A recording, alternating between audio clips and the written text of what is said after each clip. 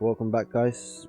Now I'm going to make a video that shows you guys how to do a Mercedes Sprinter DPF remove, and we're going to use the same software as before, Professional DPF Remover. We'll open the software and go under Mercedes, and this one was EDC 16 CP31. Let's try this one. Open the file again, and as you can see it says DPF map found, so that's the correct ECU. So press OK and we can save this as the new file.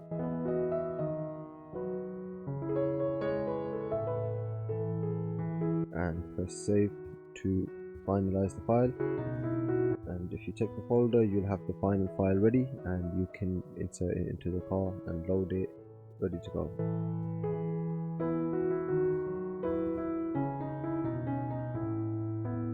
It's as simple as that. Thank you for watching.